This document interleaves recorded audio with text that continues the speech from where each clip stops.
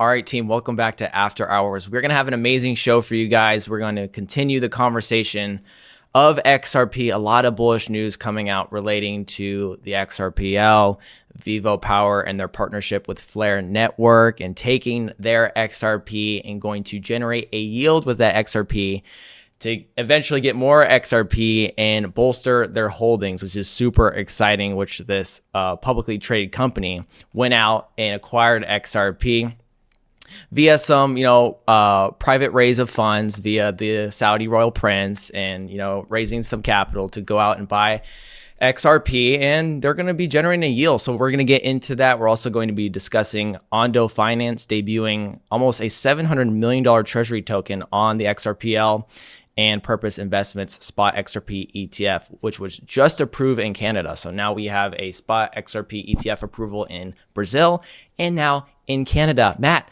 when are we going to get one in the US? I don't know. It seems like we're still waiting. This is After Hours, team. Before we get into the content today, it's very important that you guys become one of us, become a Crypto Charge member. Matt, what do they have to do for that?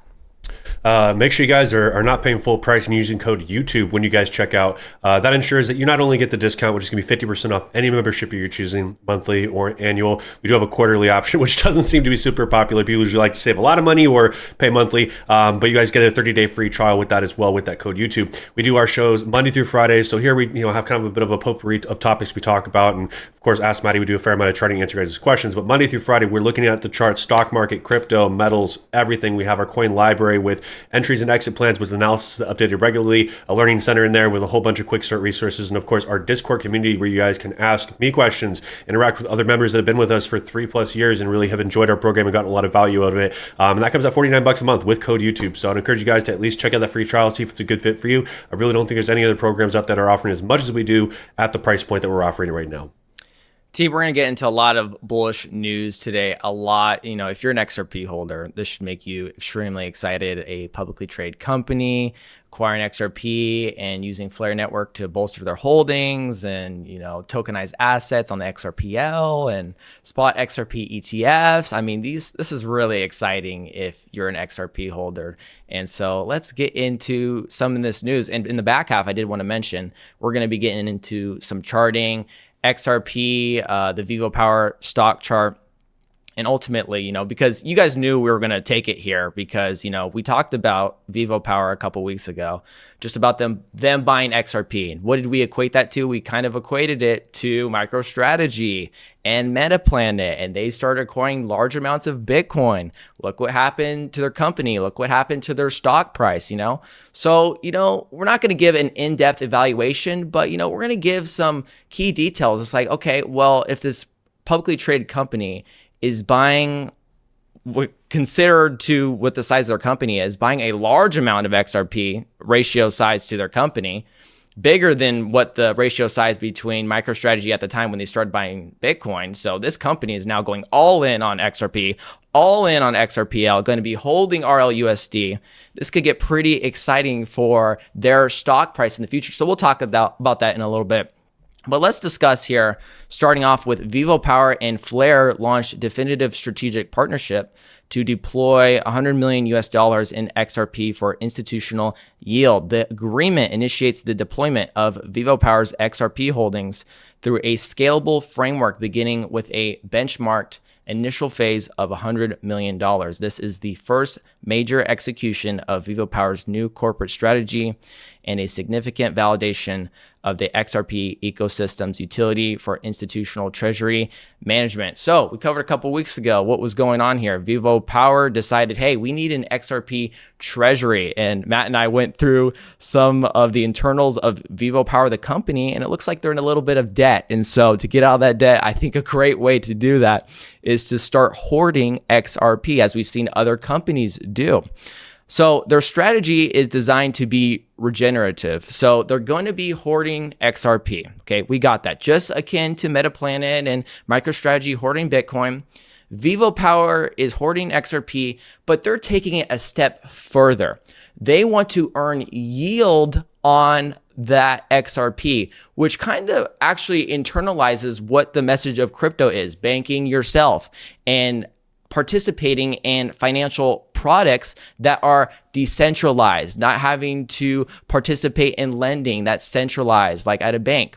And so this is very impressive, Matt, because this is the first time we are seeing this, especially with a company taking a different approach and going all in on XRP, being very vocal about, we want to hoard XRP, Adam Trademan. We want to go above and beyond and participate and build out the XRPL. So I'll show you this image right here. This is so going right to left here, you have Adam Trademan, which is, he's the chairman of the board of advisors. And left of him is, of course, Brad Garlinghouse, Ripple CEO, and to the left of him is Mr. Chen, the CEO of VivoPower, and this was them at Apex 2025 just a couple weeks ago.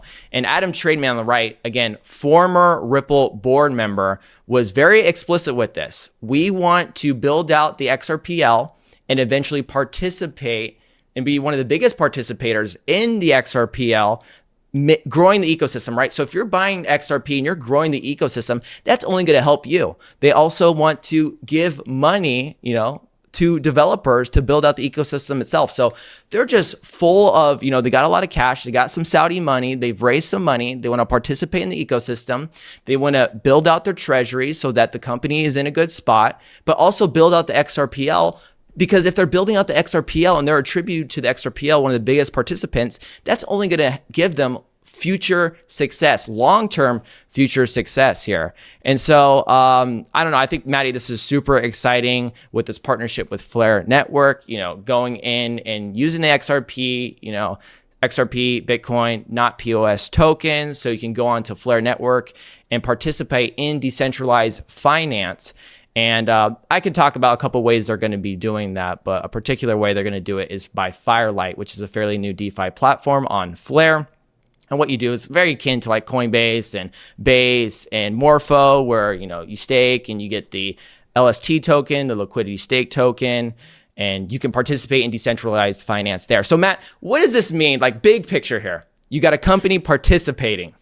Yeah. So obviously, first of all, big pivot from VivoPower's, initial kind of core mission for electric vehicles and some crypto mining and a variety of other focuses they've had, moving into, treasury management through XRP. I think that it's also, like you mentioned before, you of course have banks and institutions that do all kinds of, fundraising and allow people to participate for earning yield on certain products. But now we're kind of seeing the ability for this to be done in a private credit environment very easily, and really being able to use assets that really haven't been used in this capacity before. So even when we compare the MicroStrategy approach, which is now just strategy, I actually think it was kind of a stupid name change. I think MicroStrategy had a much nicer ring to it, right? Like it's kind of corny if I'm being honest, but oh well. Hey, I'm not as rich as Michael Saylor, so I'm not going to say much about it.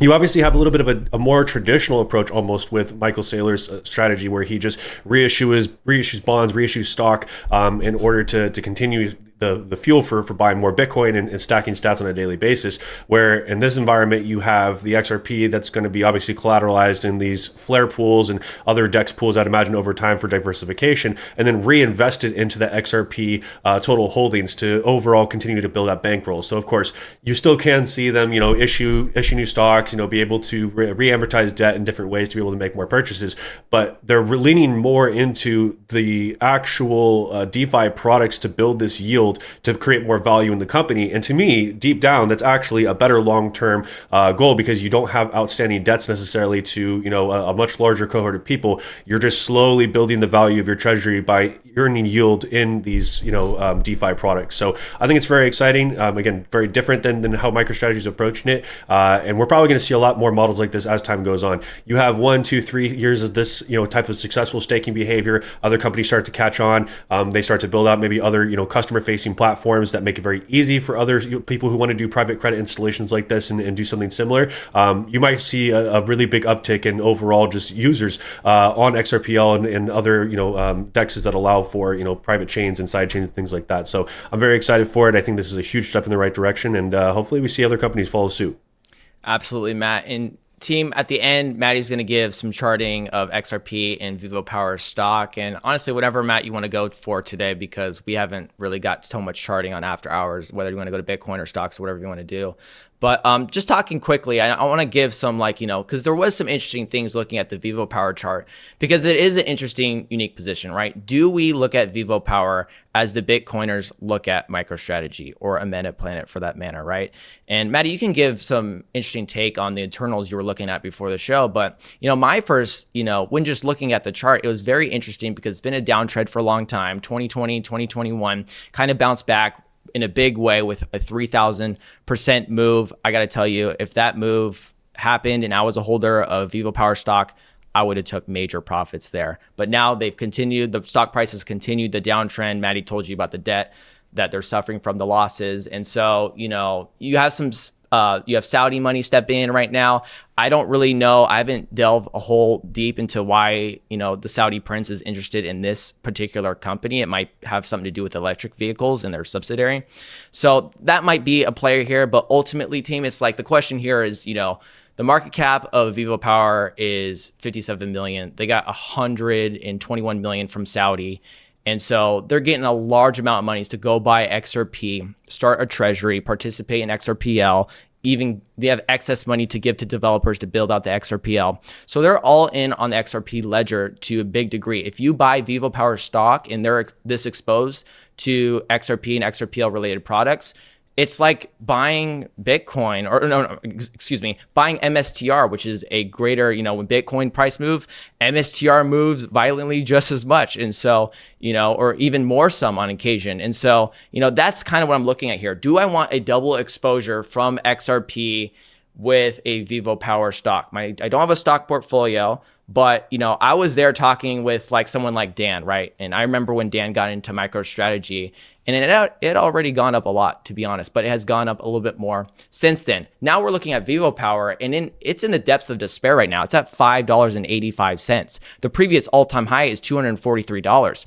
If you invest $1,000 and it hits its previous all-time high again, that's $42,000. That's a 42x from current market price to just the previous all-time high, right? So from that perspective, it looks super lucrative. This is the first of its kind of a company, starting a treasury like this, participating in generating yield and the other, data points. Maddie, what did you think of VivoPower when looking at their company?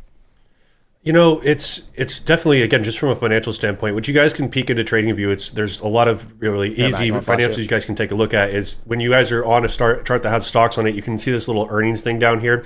You click into that, you click more financials, and you guys can actually flick through super granular data in here. But even when you take a quick look, like the top overview here, you have a market cap of 56 million, right? Which is total number of shares times the market price, right? That's a pretty simple math to be done. We know that from the crypto sphere. But you guys can see that they've got almost 29 million in outstanding debt and on-hand cash and cash equivalents, $236,000.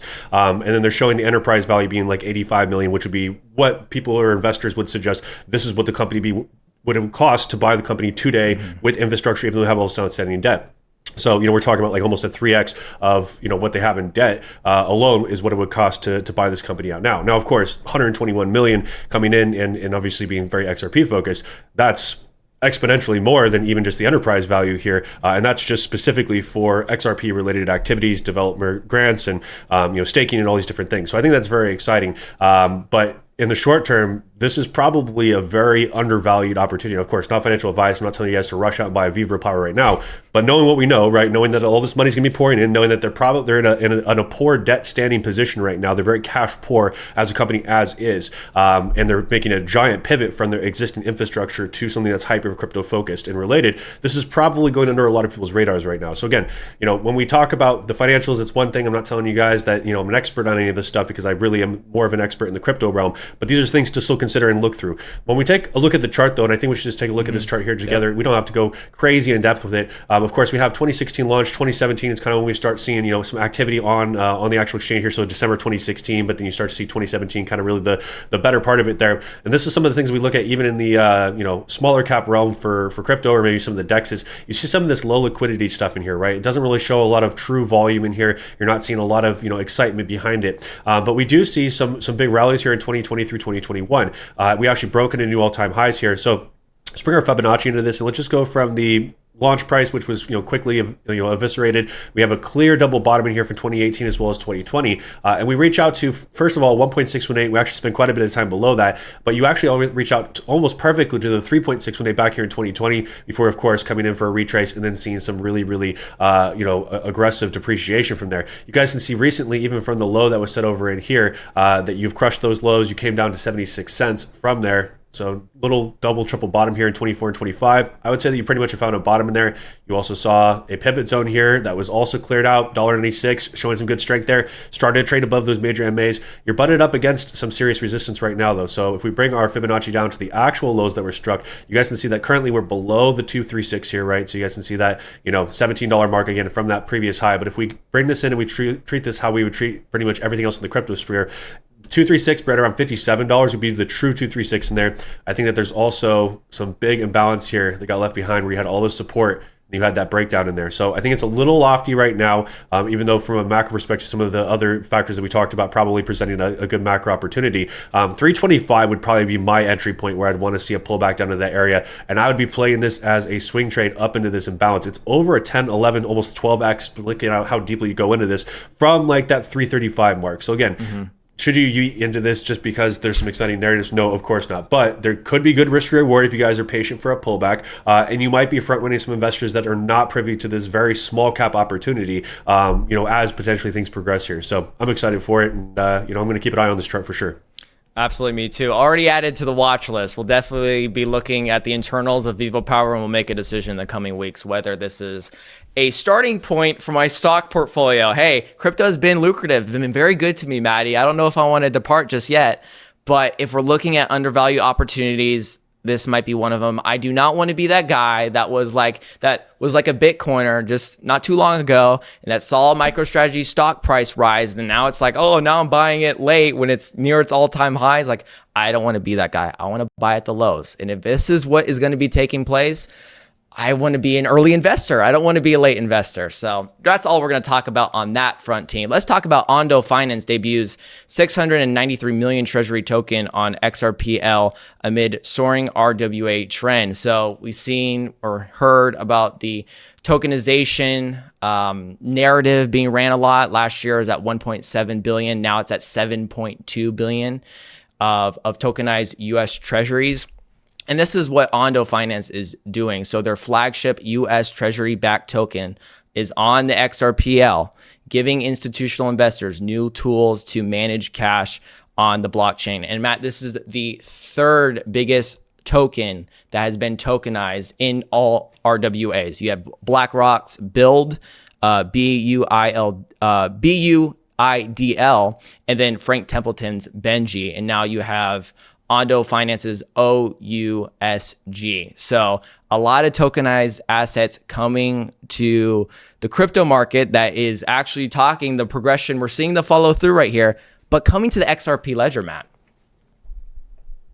I think that XRPL has really just been probably poorly talked about for the necessary amount of time because of price, because of what was going on with the lawsuit. And I think that a lot of people have not studied the fundamentals of XRPL as deeply as they should, because it truly is fantastic technology. There's been points in my life where I first got excited about XRP and I didn't really even have a ton of money to invest, but I was reading and studying about it each and every day just because I was so interested in how it was getting integrated into the financial system. I think one of the bigger things that we're going to see here too is that you're going to see, first of all, I think the way the foreign exchange markets over the next, let's say, even 10 to 20 years are going to move very differently because you're not going to have hyper dependence on just true one-for-one fiat. Now, of course, stablecoins are backed by that native currency and cash equivalents. But over time, you're going to see the ability, again, for tokenization without permission from anybody, and you're going to be able to potentially peg multiple currencies or currency baskets against a single stablecoin. So, for example, you could have a stablecoin that's tokenized on XRPL that represents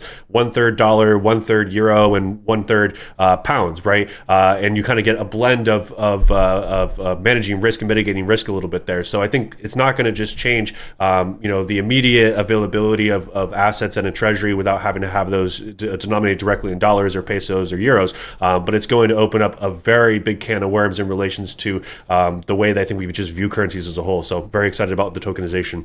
Purpose Investments spot XRP ETF set to begin trading in Canada as race for altcoin ETFs heats up. So as it relates to spot XRP ETF approvals, we've seen one in Brazil, Hashdex, and now we're seeing one in Canada.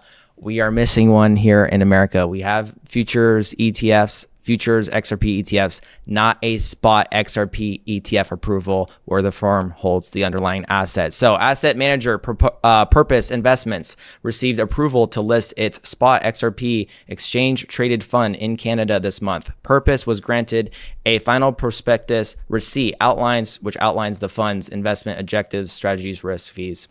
The last necessary step before a fund can begin trading. So their ticker XRPP will begin trading, expected to begin trading on the Toronto Stock Exchange on June 18th, which is 2 days away. Matt, everyone's early to the party except the US. Yeah, and we did it to ourselves, and we continue to do it to ourselves. It hurts, and I hate to see it, but we have so much clarity in relations to risk, or the amount of risk that revolves around crypto, and if any additional risk comes from a spot ETF product. And I think we've clearly outlined with the Bitcoin and Ethereum ETFs that it's not a problem, right? And we also have just very clear, court clarity about the what XRP is, that it's not a security inherently. So there really should be no holdup at this point. This is clearly show. This is theater. There's no reason why we shouldn't have done this yet. At the end of the day, it's just the SEC dragging their feet just because they're bureaucrats, and I think that's all it comes down to. Go ahead, let the rest of the world keep getting those monies earlier. Keep start collecting those tax dollars sooner from other countries. That are allowing these products to be traded. Because again, you're just going to continue to see people take whatever the path of least resistance is, and right now that's actually Coinbase, right? That's your native exchange. Is actually the easier route right now to get this kind of exposure. So again, we're just shooting ourselves in the foot. TradFi's shooting themselves in the foot by not pushing harder for this. The SEC's not pushing hard enough for this. So I'm hoping that we see it here soon. But I don't know how many times we need to see dollars go overseas before we start moving a little bit quicker on this technology, because technology moves very fast, and we can't afford to have regulation that drags their feet. Team, we talked a lot of good topics today. I got to be honest, from online, we're the only ones talking about this VivoPower opportunity right now. There is literally not a single video online from what I saw this morning that people are talking about or giving the credence of, hey, Metaplanet, MicroStrategy, we've seen this before. What does the price chart of VivoPower look like right now? No one's talking about that right now. You heard it here first. We're looking at it. It's on the radar now. If you want it charted later in the week, you can ask Maddie. Maddie will chart it on Technical Tune-Up Fridays for you guys, but this is something that I'm going to be paying close attention to. It's definitely a way where I can get this double exposure to XRP, a levered XRP exposure with VivoPower stock. And hopefully this could be like a great starting point for my stock portfolio. When you see an opportunity, you take the opportunity. I have no stock portfolio. Let's start with something meaningful that, we've been tracking here. I think that's a great way to start. And then, we also talked about tokenized real world assets and spot XRP ETFs. A lot of bullish things happening for XRP, XRPL right now, team. So it's a great time to be an XRP holder. Don't buy XRP though. Don't do it. I always 230 is kind of expensive. You guys fought tooth and nail at 30 cents, 50 cents, 40 cents, and here we are. Everyone's begging for a pullback. It is what it is though, baby. Opportunity cost. Absolutely, Matt. Team, if you got something valuable, make sure you leave a like, and we will see you guys on Wednesday. Bye.